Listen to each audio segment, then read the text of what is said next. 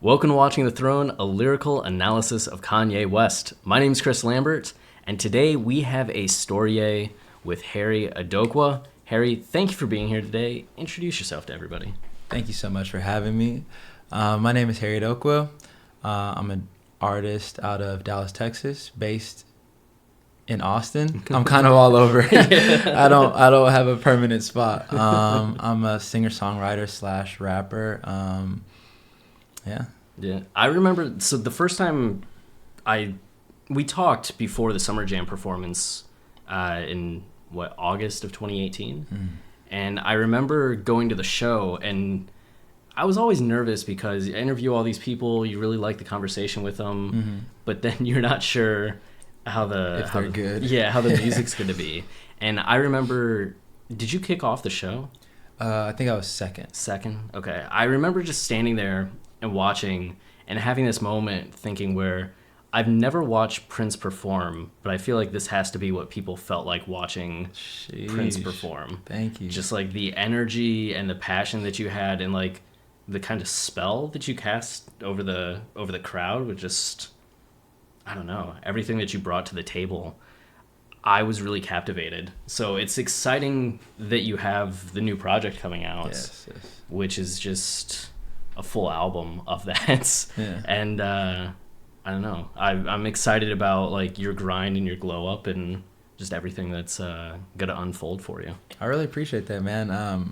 I don't think I've gotten a Prince comparison, so this is a special moment for me. That's huge. That's huge. Thank you. Yeah. Also, the new album, not Prince like. No, not Prince like. No, it's not. Did you want me to? Yeah. Please. Yeah. So the new album's called Fire on the Mountain. It's my first body of work where I feel like I'm saying what I want to say, how I want to say it, on the soundscape that I want to say it on. I don't know. I don't know how to explain what it is. It's like maybe like a baby formulating words. You know what I mean? Like all this time the baby's just been goo goo gagaing, but like knows what it really wants to get out, and then it's finally saying it, if that makes sense. Yeah. Well, just it's always cool hearing an artist talk about the approach to the art, because it's not just, oh, I'm great at this. Yeah. There's always like the development and that realization at some point that it's not just me trying to get this right. Like it's not just me getting the lyrics right. And it's not just me getting the sound right. And it's not just me getting the performance right. It's getting everything to kind of align. And maybe some songs you're getting 2 out of 3. Exactly. On others you're getting 1 out of 3. God forbid you get 0 out of 3. A lot of the songs you get 0 out of the 3. Yeah, but then reaching that point where you're finally like, I know how to do this, I know how to do that, I know how to do this other thing, and now I can finally bring them together. It must be such a nice place to be. It is. Actually, like, I think actually it was yesterday. I've never done this before, but I just caught myself. I was posting the lyrics to Genius, and I just caught myself reading over the lyrics, being like, "Fuck, I really like, I really did these couple bars." Like, you know, I was really feeling myself. Then I had to stop. I was like, "Dude, get out of there, you know, move on." You know what I mean? Right. But that's exactly it. That's exactly it. I feel like a lot of my songs prior were 1 of the 3, 2 of the 3. A lot of them, even making this album, were 0 of the 3. You know, like. There's like maybe 4 songs that didn't make it because it just didn't say what I wanted to say, how I wanted to say it. You know, it's about that that synchronicity of it's because it's something to want to say something, but to be able to say it cool, like, you know what I mean? Yeah. And that's what I feel like I've been the best with, but now in this new form. To where it's not just, I don't know how to explain it. It's not rapping. It's not singing. It's just kind of me like doing my thing. To be able to say that in this new form is very much so new, you know, and it feels good and it sounds good and it's exciting to perform. So it makes me think about, not that I relate everything to Kanye, but it's the idea that Kanye reached this point of rapping wasn't conveying everything that he needed to convey. Exactly. And he needed to sing at times. But he could have just be a singer either, because that didn't always convey what he like, the pace, the rhythm, like the attitude that he needed to convey. Mm-hmm. And you do end up in this point of like, well, here I'm doing this, here I'm doing that. Sometimes I'm doing both. Yeah, and it's with the question mark too. You're like, what is this, you know? But that's exactly what it is. I remember Sampha said once, he was like, man, I wish I could rap, because there are some things that that I want to say that won't sound right singing, you know? And so toggling between the two is a blessing.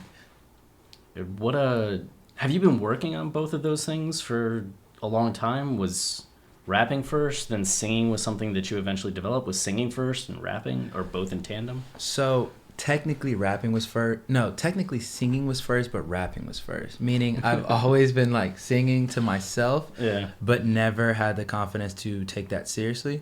So I started rapping, and then people, whether it be like my family and in high school, middle school, they're like, damn, you're really good at rapping. So I started focusing on rapping, and I was getting some, like, when people start to say you're doing a good thing, you kind of tend to stick to that thing, you know? And then I think I tried something live, and one of my good friends, she's actually one of the reasons why I like started recording seriously. She was like, yeah, you should just stick to rapping. And I was like, damn, you know, but for some reason, like, I just couldn't. And so I bought a little book that came with the CD, and you could just play it in your car, and you can just go through the Yeah. So I did that like all throughout college, you know, all throughout college. I tried singing on a song, and I was like, okay, that's not bad. I'm getting better. And just kept doing it. Just anytime I'm driving back from work, anytime I have any downtime, and when I get back to the apartment, you know, I'm just doing my googs, you know. And then eventually it's like, wow, like I can, in quotation marks, sing. You know what I mean? At least to get this point across, you know. I don't need to be Frank Ocean or anyone else, but no, that's like a really empowering place to get to, because I feel like a lot of, I mean, singing in hip-hop has been something that's been developing for like 12 years now, maybe longer. I just, like, before and after 808s and Heartbreak, like, before 808s, after 808s. But it feels like in that time after, so many rappers, hip-hop artists have a song aspect or a singing aspect to their voice. Like, Post Malone's not. Yeah. Is he a fantastic singer? I guess I don't think so, but it's emotional enough, and it works. It's like Bob Dylan, you know? Like, Bob Dylan really can't sing. You know what I mean? Neither can Jimi Hendrix. Yeah. But you feel what they're saying, yeah. And then at a certain point, when you're listening, it just doesn't matter that they can't sing, you know? Yeah, and that ends up being some of the charm of it. Exactly. Yeah. Exactly. I hate when people call it crooning, but at the end of the day, it may be crooning. I don't know. Yeah. I feel like crooning is a word I have to write, because there's only so many times you can use singing.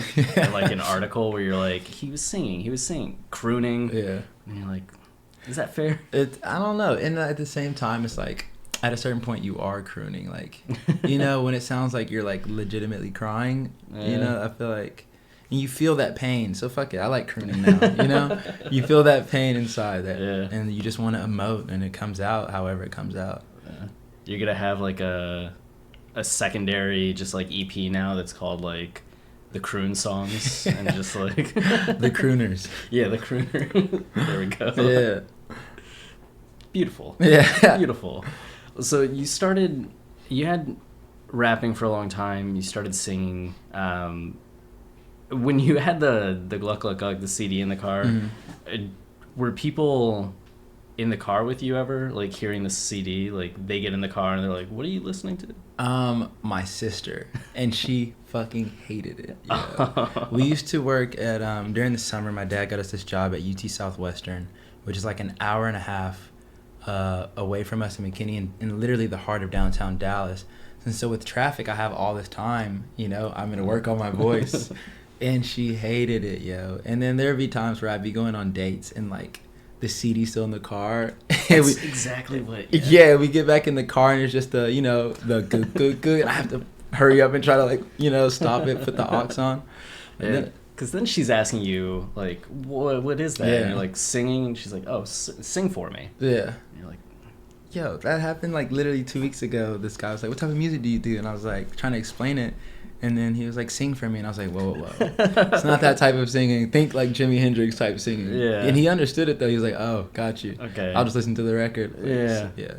Don't make me just, Yeah. like, I gotta get a whole. Yeah.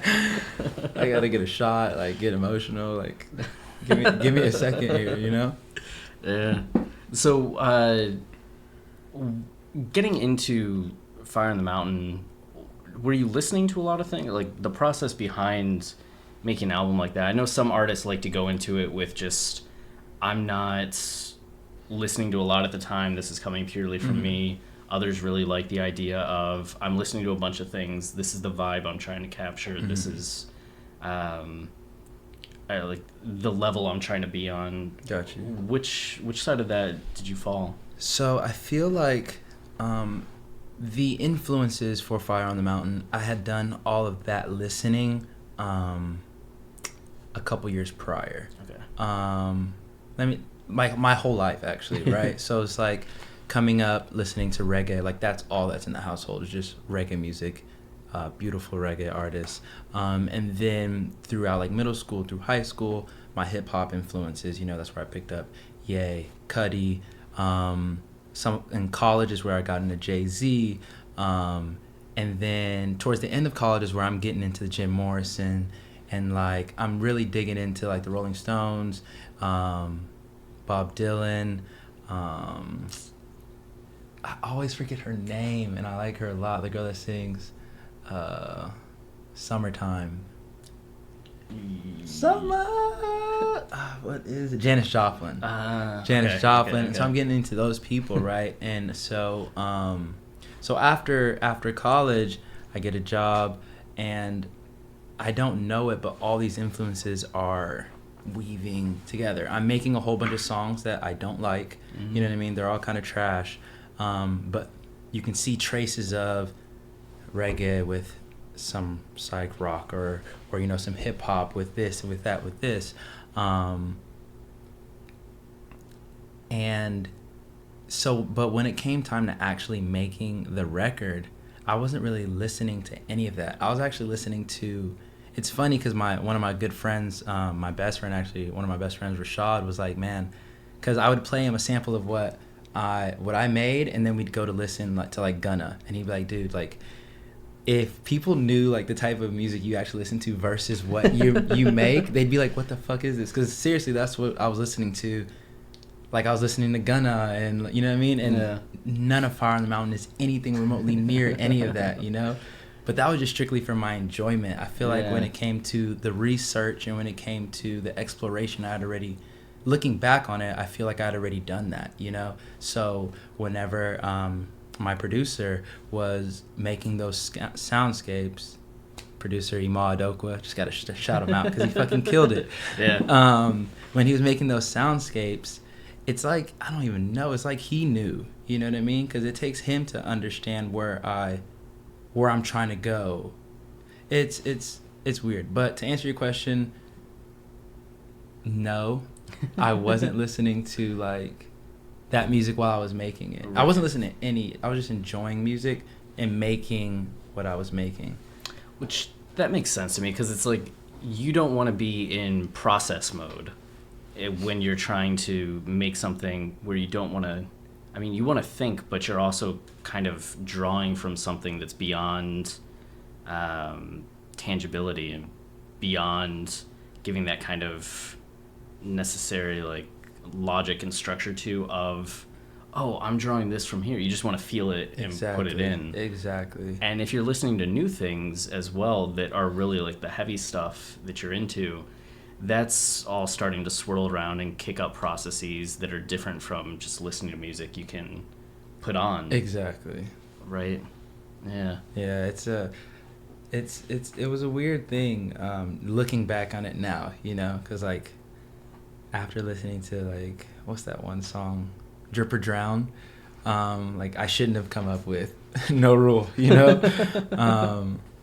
But yeah, it's funny how that type of stuff works, or but like you said, it's like it's drawing from something that's beyond my own cognitive ability. You know what I mean? Yeah. And this is around the time, like, this album is when I stopped writing things down like on paper, because I felt like I was getting too caught up in this word could be better than this word, or, you know, this sentence is da da da, maybe start da da da, and I started really getting into feeling. And so I feel like I was opening myself up to just let shit just come through, you know? Yeah. And then I can piece it together. By no means am I saying I'm a freestyler, you know what I mean? Like, don't ask me to freestyle. Yeah. But it was spiritual, actually. Recording this record, it was medicine. And there's this song by it's with Nipsey and DJ Mustard, and he's like, man, I went through every emotion. This is what Nipsey's saying. I went through every emotion, and I feel that, like, this record was me going through every emotion, you know? Like, the beat would be done, or while it's being produced, I would need to either step away, or my cousin would step away, who produced this whole thing, and then I'd have that space to myself to just to fight myself, to laugh at myself, to cry, you know, by myself, just emote. That talking about getting into the feeling of it, there's something cool about that, because when you're just writing everything down and trying to piece together in that very logical initial approach, I feel like it starts to limit the sense of discovery, because you're continuing to stop yourself to, like, okay, am I getting, like, this word? You get caught up on the word. And there's something about going on the feel and getting that first draft coming from just the gut that allows you to discover yourself and confront yourself in a way that you wouldn't otherwise be doing on, like, a much larger level than just the sentence and just the word. There's actually the samurai Masashi Miyamoto, who's considered, like, the greatest samurai. He won 60 duels, which were duels to the death.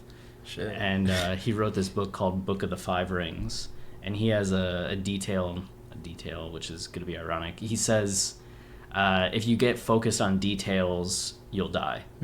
As, like, a samurai, you have to understand just the principles and the feeling, and go on that. Anything more specific, and you're going to trip yourself up in the moment that's, like, most necessary. I fuck with that. What was that called again? The Book of Five Rings? Book of Five Rings. Book of Five Rings. Yeah. Let me check that out. It's like, I think he was, like, 1300s or something, or 1500s, and the books just existed for 500 years. Hopefully they've translated it. Yeah, yeah. I don't have to read the old English, man. That shit sucks. No, it's been updated. Yeah. There's even a graphic novel now. Right, okay. Yeah. It kind of distills the main points.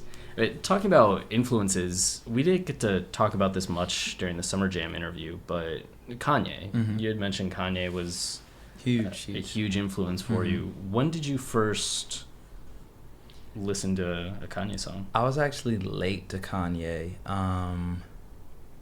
So this had, and I'm not really good with time, but I know that it was around the time of, like, the Good Life video.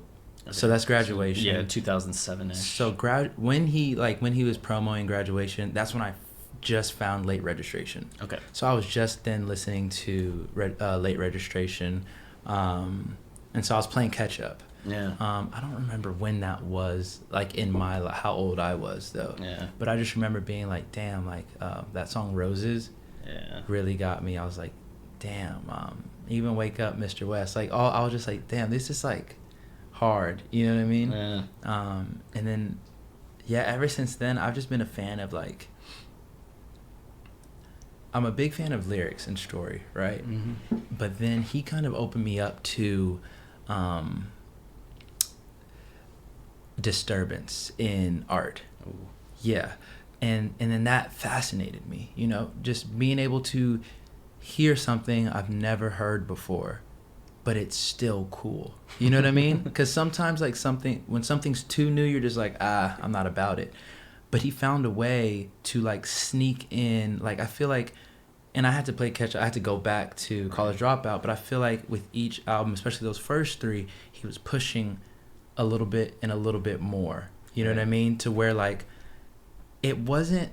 I know a lot of people hated 808s when it first came out or whatever, but to me it wasn't that far fetched. You know what I mean? Yeah. It may not have been what I thought would be the natural progression, but it wasn't hard for me to understand, because I feel like he's been pushing these melodies and these ideas and this emotion, you know what I mean, in a way that I could digest 808s. And then Yeezus was after that, right? My Beautiful Dark Twisted Fantasy. Fantasy. My Beautiful Dark. Yeah. That one, I understand why he was like, I know how to, in some of his interviews, he's like, I know how to make perfect. Yeah. And I liked that album a lot. Like, it was super hard, you know what I mean? But Yeezus was the one that was like, okay, shit. Like, music is now different. You know what I mean? And that inspired me to, like this whole toggling between rapping and singing or crooning is kind of him toggling between like the smoothness and the crunch of, you know, some beats, you know what I mean? And like how On Sight starts off, like, you know what I mean? Like sonically you're not supposed to want to like that, you know what I mean? But I love it. Exactly. I've been conditioned to love it. Exactly. I remember when I first heard On Sight, just the confusion that came over me, and just that idea of like, am I supposed to enjoy? But there's still something like, I don't know, there's something primal in it. There's something that like, when you know the project, it's the perfect thing. Yeah. Even if it throws you as like a first time listener. It's daring, and it inspired me to be daring. It's like it I don't know, man. And like I had that song as my alarm clock for the longest time in college, and I was supposed to hate that song after, you know, but I never grew tired of that song. Yeah, I switched my alarm tone just because I was a little harsh for the morning, but I never grew tired of that song, you know. And that's the one thing I respect about Kanye and Cudi, who was a huge influence, is just daring, you know what I mean? Just dare to do whatever the fuck you want to do. You know what I'm saying? Yeah. I mean, with Cudi, I was very guilty for a time of like being very judgmental of Cudi's change in direction. Mm-hmm. Part of that was because I was at a concert 3 days before Man on the Moon 2 came out, and dude came on stage at one point with a guitar. I was like, hey, I've been trying to learn guitar. I'm really into it. Do you mind if I play? And everybody's like, yeah. And he plays Marijuana, and it was cool. But then he's like, I'm going to play it one more time. And he played Marijuana one more time, and then he's just like playing the guitar, but he still didn't quite know how to play the guitar. Yeah. And at that point, he had played no songs from Man on the Moon. He had only played songs from Man on the Moon 2, which nobody knew. Yeah. And we were excited, but also like a little disappointed. Yeah, like where's like what we came for? Yeah, like Heart of a Lion. Where's like Pursuit of Happiness? Mm-hmm. Where's what's the other one with like Outer Space? Or Soundtrack to My Life. Yeah. Like we got none of those. He played Pursuit of Happiness at the end, but I was a little bit resentful of him wanting to go the guitar route. And then when he released, was it Indicud that was more guitar heavy? Or was it Wizard? Wizard. Yeah, Wizard. I was just like, ugh. Yeah. But in hindsight, like now at this point, looking back at what he did and having the balls to do that, like I love it more than I ever did before. Yeah, and I always wonder how like Kanye got away with it, but Cudi didn't. Right. That's always been interesting to me, so I can like stay away from whatever it is that Cudi did, and I can't seem to find out. You know, what like was it too soon or? My short answer would be I just think Kanye's production's stronger overall. Is just like or maybe cleaves a bit more to playing on, like sampling the popular into something more daring, where Cudi's like lacked that same foundation, was just like all daring, and because it didn't have that same base, it didn't hit as well. I'm gonna use that. I'm gonna take that and use that for sure. Talking about like the crunch of Yeezus, compared to some of the softness that he'd bring in. Like, think about songs like I'm In It, which had such vulgarity up front and didn't really sound like a rap track at parts. Yeah. And then having that final verse that just really hits, going into Blood on the Leaves, which is such singing. I can imagine like you hearing Blood on the Leaves and just going insane. Going insane. Anytime like I had to request Blood on the Leaves at the wrong times, just like no matter what's happening, I want to hear Blood on the Leaves. Yeah, for sure. That was a crazy song. Yeah. And I really appreciate, after listening to him, and he was like, this album would have been well received if I put Blood on the Leaves first. It's just a testament to like, dude, just do it. Just do what you feel that you should do, know? And just as a creative, it like, when Kanye's like, oh, if you're a fan of me, you're a fan of myself, I truly believe that, because watching him make these steps, watching him do whatever he wants, watching him put On Sight first instead of Blood on the Leaves makes me want to do my own version of whatever that is. Watching Cudi make Speeding Bullet to Heaven, though a lot of people hated it, I can't say I loved it on its onset, but I respected it, and it gave me the courage to make my own version of that. You know what I mean? Yeah, did you have those moments while making Fire in the Mountain where somebody was like, no, or you like tested it with people and you're like, and you're like, you know what, I like it, and that's enough? I'm very hard-headed, like extremely stubborn. So if someone was like, I don't like it, I lean towards not caring immediately. I lean toward, and it could be arrogance or it could be whatever, but like if I feel in my heart of hearts I'm right, then I'm right, and that's it until I'm wrong. You know what I mean? And so, but that doesn't mean I don't listen to people. I listen to everything. But to be honest, I don't think I got that much pushback from anything sonically I was doing on Fire on the Mountain. My producer, Emal, definitely would challenge me, but it wasn't like this is a bad direction you're going. It's how can we make this greater?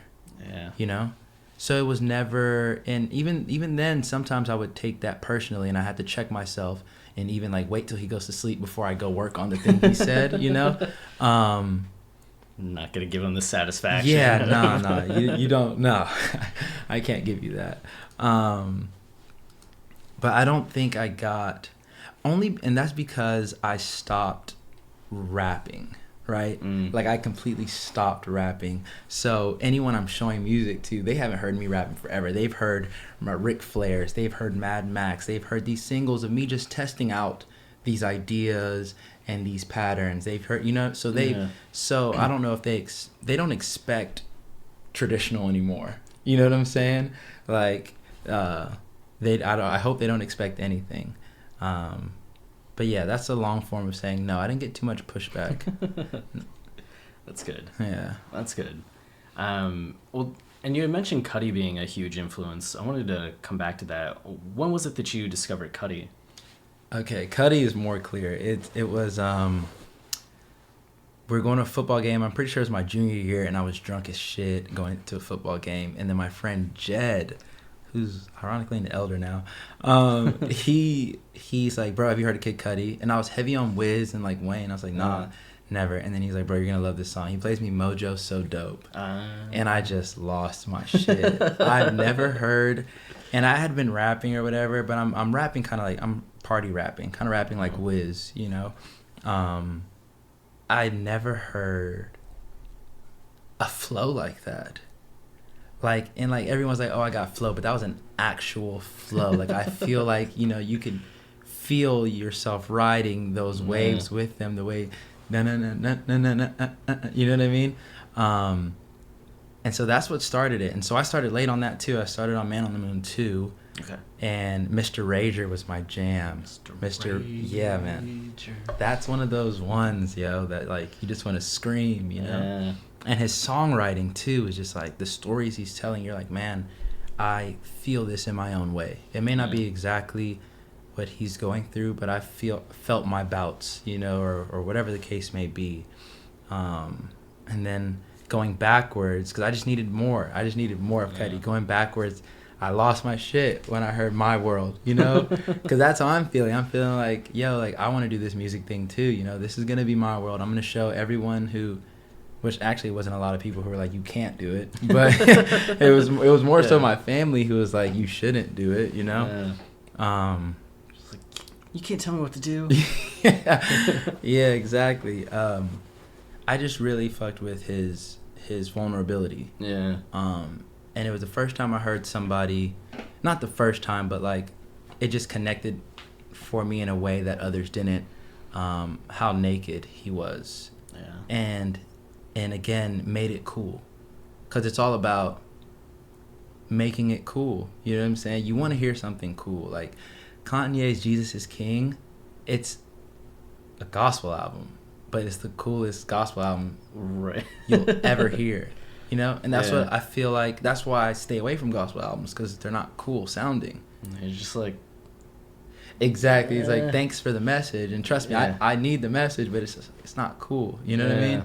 And so Cudi, like, he really tapped into that naked coolness, and that inspired me to like be more open with myself. You know, like, aside from the music or aside from other people, just to be like, hey man, like, what's going on inside us right now, you know? Like, which is an important thing, like, to be able to access just for mental health, because if you can't begin to understand and have that conversation, how can you begin to get over anything or get through anything? Exactly. I always think back when I first heard Man on the Moon, and just the range from feeling so motivated from Heart of a Lion to then feeling so emotional on Soundtrack to My Life. And just like some of the low points that he reveals, like why is he playing in the room by himself? You know, like, yeah, as an only child, like, just with toys, not a lot of people around. I mean, he had brothers and a sister that wasn't really there at that point, but just that idea of being alone in your room and you're just kind of daydreaming, playing with toys. Exactly. There's something very visceral about that in a way that I wasn't getting from other artists, that I was listening to in, like, any genre. I'm not hearing that from Linkin Park. Yeah, no, for sure. And I mean, even that spectrum, you get that, you know what I mean? From you'll be as high as whatever at noon, and then come 5 o'clock, you're just like, yo, where the fuck did all of that go? You know what I mean? Or whether it's in the same day, whether it takes a couple of days. I thought that was cool, you know, showing me that spectrum. Like, you're not just this super confident guy all the time. You know what I mean? And pretty much what he was telling me is no one is. You know, I thought Cudi was the coolest thing on earth, and he's saying, hey man, like, I feel these ways too, you know? I thought that was cool. Yeah, and it makes me think Kanye as well, with just the fact that he had so much ego. Like, he's thought of as, like, the most egotistical person. Not just, like, artists, but people are like, oh, Kanye, worst ego. But even he admits all of these things on all these albums and has no shame in admitting it. Like, I've had issues with this, I deal with this, I feel upset about this. Exactly. I know a lot of people still love the unreleased song I Feel Like That. I love that song. Yeah. Yo, when I was working at my 9 to 5, I don't know if I should name them, I would have that song on repeat. And I mean, that's kind of depressing, right? Like, because that's not a good song to have on repeat, but I'd just be in my cubicle just like, damn, like, I feel like that all the time. And I would be over my interns, and I would play music, you know, and then they're just like, yo, like, why are you listening to this? And like, why is this the song that you chose to play for all of us? And I'm like, well, I feel like that. You know what I mean? Yeah. I just say that to say I fucking love that song a lot. It's a good song. It is, especially, you watched the video too, right? Yeah. Like, just that dynamic from All Day and, like, the high of All Day then into I Feel Like That. Like, man. It's the truth, man. Yeah. That's all I ever want to hear is the truth. Like, just your version of the truth, you know? Yeah. And that's all I'm going to give is my version of the truth, whatever that may be. Another one of my favorite Kanye songs is Pinocchio Story from Hollywood Bowl. Hell yeah.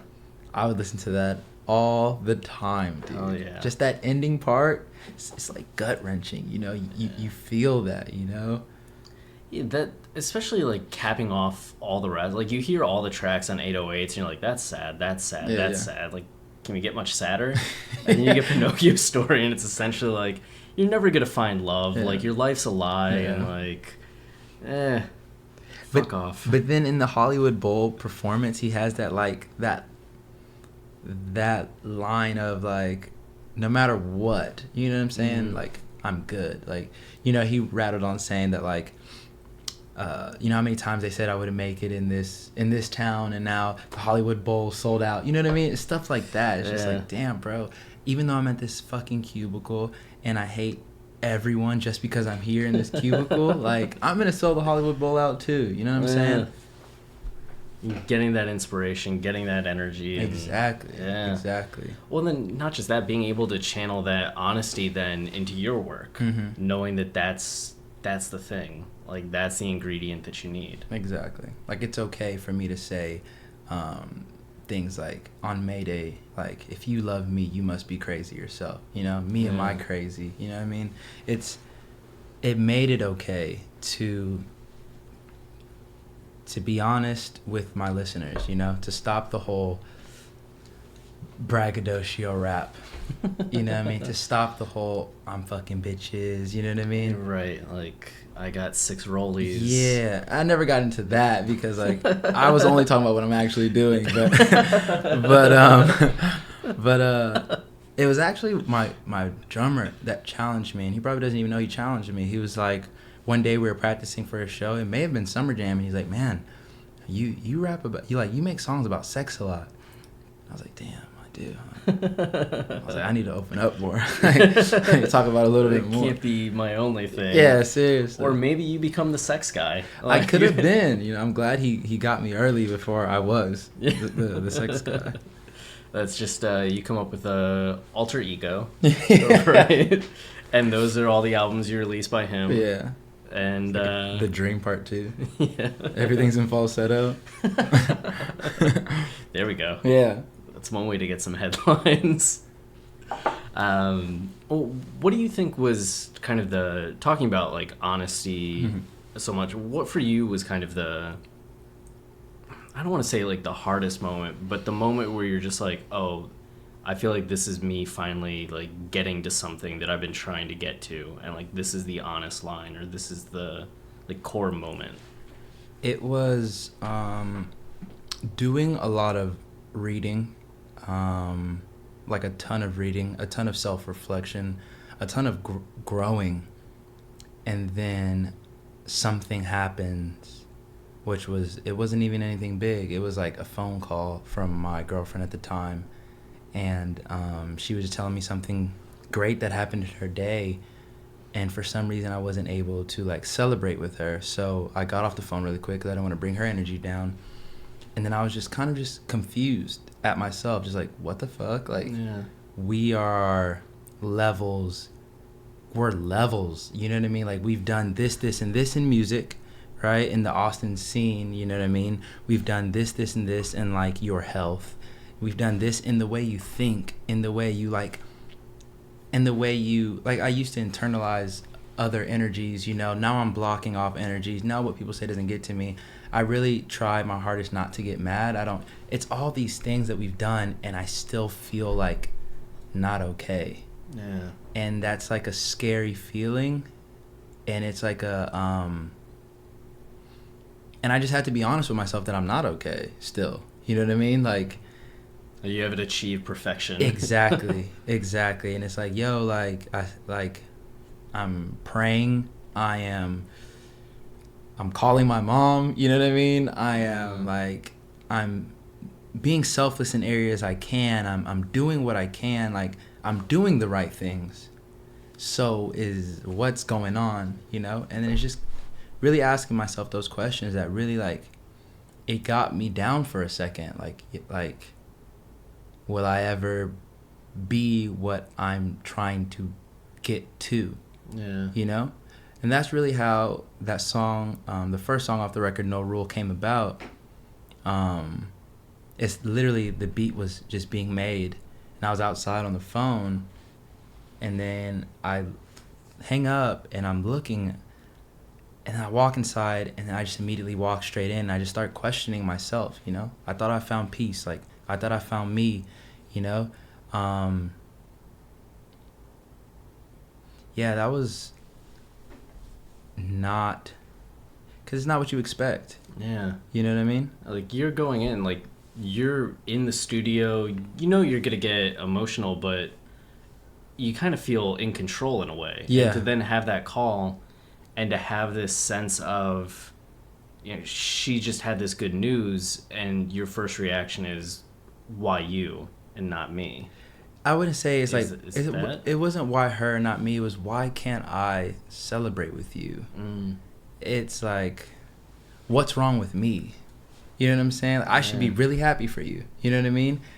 And I thought I was just good. You know, that's where the confusion came. It's like right before the call, I thought I was just Harry, just living. You know what I mean? and then when I got it, it was just like I was able to, through that moment, see inside myself, like, oh, there's still some things here. They may be like hiding. I may not be able to feel them or whatever the case may be, but there's still something here. Yeah.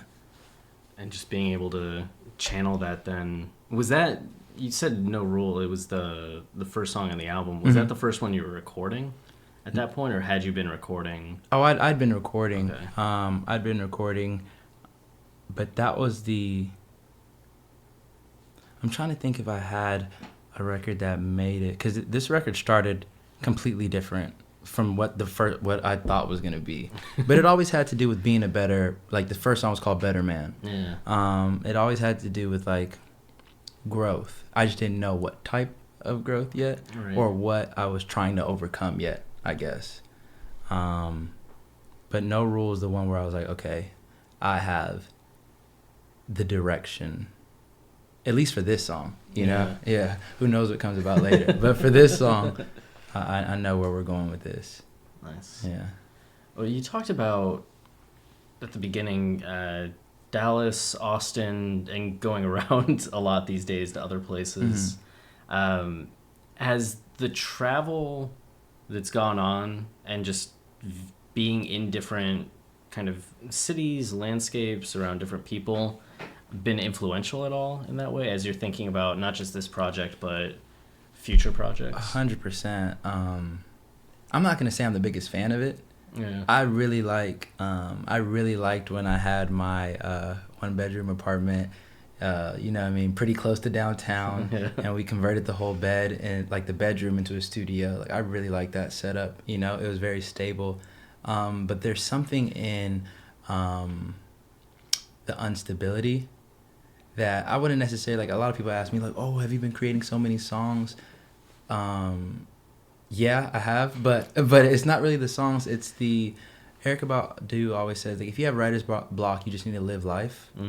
And so it's just a different way of living that I'm used to. Yeah. That's stirring up new feelings, really. You know, like I said, I don't really enjoy sleep crashing on floors. You know what I'm saying? I don't enjoy it at all, but it is new, and new experiences bring about new tales, you know? Yeah. Very, very much so. Yeah.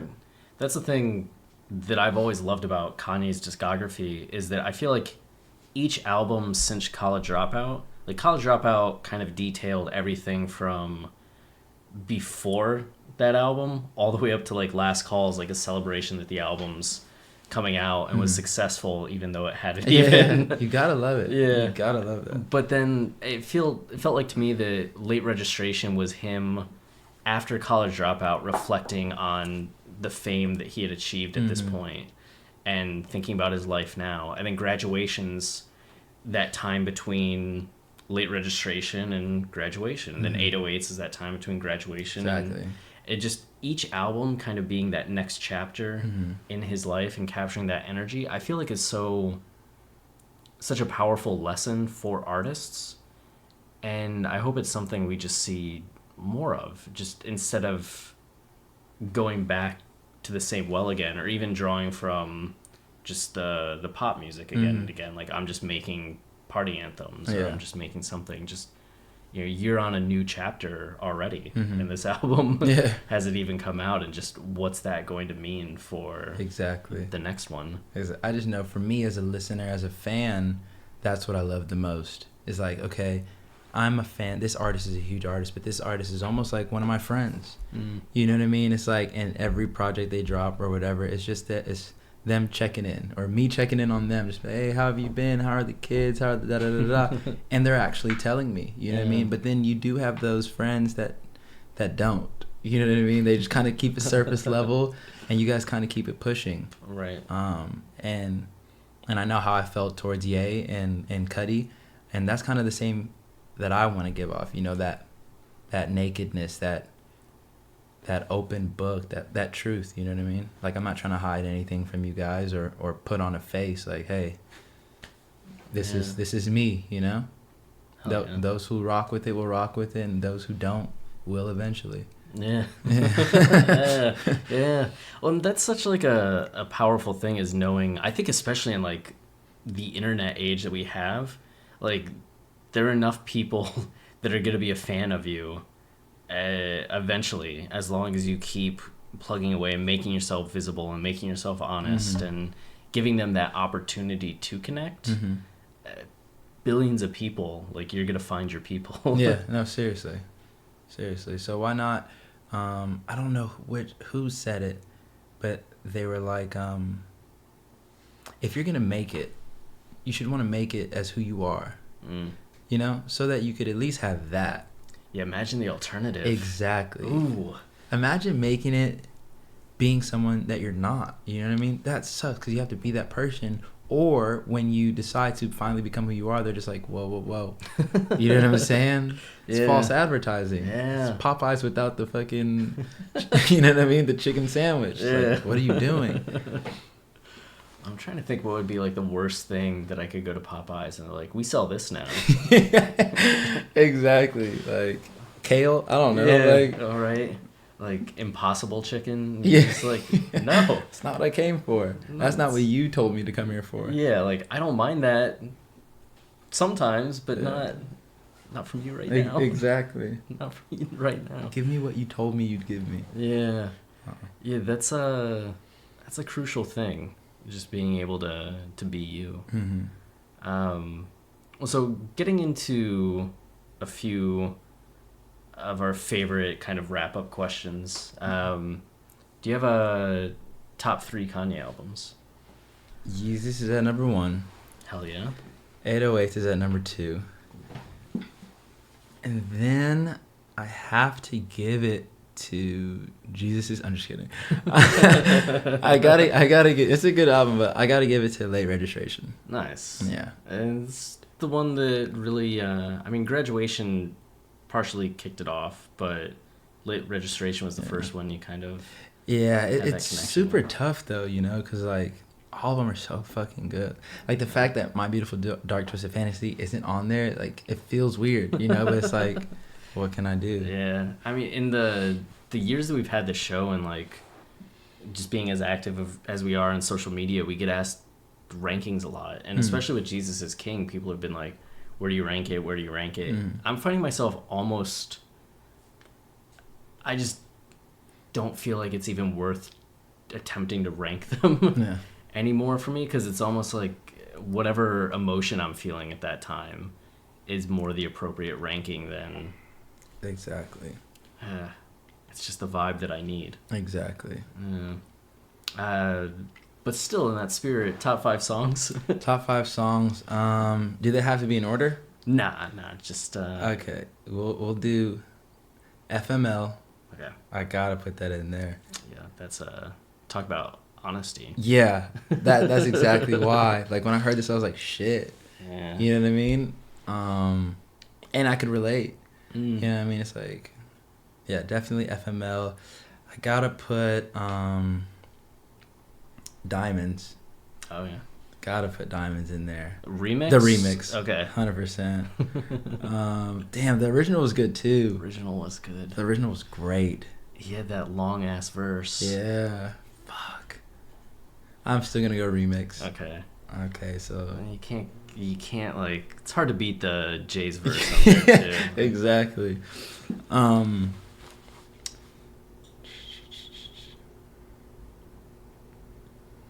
want to throw Roses in there, but that's almost too easy. Dancing all sleazy, where are you, Yeezy? Okay. Was Bon Iver on Blood on the Leaves? He was on Hold My Liquor. Hold My Liquor. Yeah. Hold My Liquor. Yeah. So what am I at? I have... If you count Roses, you're at 4. If you don't count Roses, you're at 3. We're not counting Roses. All right, you're at 3. Okay. Then I got to do Streetlights. Oh, yeah. From 808s. Yeah. I would just sit in my car. Yo. Like, I'd get to where I was trying to go, and if Streetlights was on at that time, I'd replay it, like, 5 times. Feel that for sure. It was, like, one of the few songs I felt like I could sing. Mm-hmm. So I'd just be singing, like... Yo, that song, man, like, when I really fell in love with that song, I was at A&M Commerce on a track scholarship, and it's just... Commerce is a small town. I hated it. Everything about it.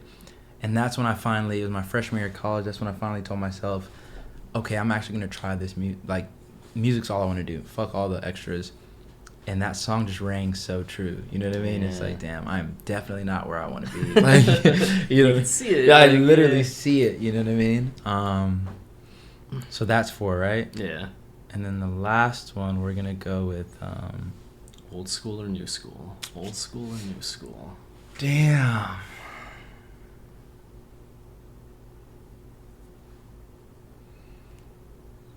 So many albums. I know, there's so many records. Like, do you go like a... Did any of the Kids See Ghosts songs make it for you? Like Ye and Cudi? I loved them. I loved them, but they're not in my top 5 Okay, yet. okay. I definitely loved them. And I loved Ye. Yeah. I loved Ye. Yeah. Like the first song off that. Yeah, that's exactly like the weird shit that I want. Yeah. Like, I thought about killing you today. Like, what? Yeah. Like, Oh, you know what? I'm gonna go Ghost Town. okay. Ghost Town's a great one. I'm gonna go Ghost Town. I'm gonna regret that later, but fuck it.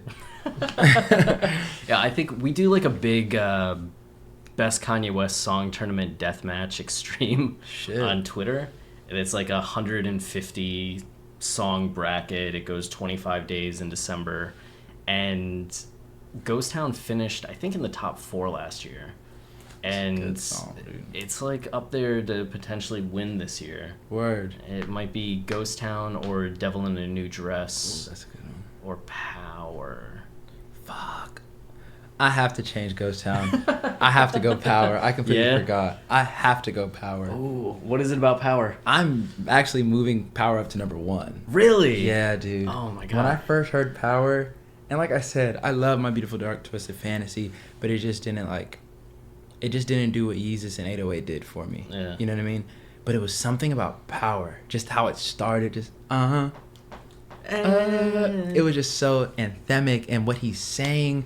And then when he dropped that visual, I was like, dude, this dude is fucking on another level. Like, on another fucking level. Like, that visual, I actually just watched maybe like 3 weeks ago, and I was like, holy shit. Like, it's annoying. It's only like a minute 15. Yeah, I like that, though. It's so tight. It is. It's so tight, you know? It's awesome. And people will say whatever they want to say. They'll call it, like, satanic or whatever they want to do. But honestly, what it is fucking masterful. It's a piece of art. You know what I'm saying? Yeah. And I want the internet to last forever just for that to be up. You know what I'm saying? Oh, my God. Imagine. I haven't even thought of a world existing where, like, we lose that. Yeah. Oh, that's going to... Yeah. No. Yeah, no, not Power. I feel like it would be up your alley, too, with Power being so confident for so long, and then it having that kind of postmodern twist at the end with, like, the drunkenness kind of enters into the performance at the end, and then jumping out the window, letting everything go, that you arrive at that point. It's so like, what a fucking journey. It's so beautiful. It's insane. Yeah. Because it doesn't make sense, but at the same time, it makes all the sense in the world. Yeah. You know what I mean? Especially that contrast, like, oh, this guy sounds like so sure of everything at points. Like, when you dig into the lyrics, you realize there's more, like, conflict going on. But to get to that point where you're like, oh, usually under somebody that's expressing so much of this, like, empowerment, they're actually doing it because they feel so desperate and weak, and that's the truth. Yeah. Or at least his truth, and sometimes my truth, which is, again, I can't say it enough. Like, damn, man. Like, yeah, power's definitely number one, for sure. Thank you for how did I even fucking forget? I don't know. I don't know. Too much music. Yeah, I mean, there are like 9 albums. Yeah, and then seriously. Joint album is so much. With heaters on every single one of them. Yeah. Well, then I guess we're at the point for your last call. You get an uninterrupted amount of time to talk about whatever you want, and I'll just sit here and nod approvingly. Okay. Thanks for being on the show. Thank you for having me. This is your last call. I just want to first say thank you to the Watching the Throne podcast. Fire on the Mountain. My name is Edohoukwa. If you're listening to this, it's out. Unless it drops early, then it's out December 11th. But all I really want to say, I'm going to keep it short and sweet, is just that it's okay, you know? Nothing's real. It doesn't matter who offended you or who you offended or your past or your fears or whatever. It's okay. You're okay. Drink a lot of water. Drink more tequila. Nothing's real. I'm just kidding. Jesus is king.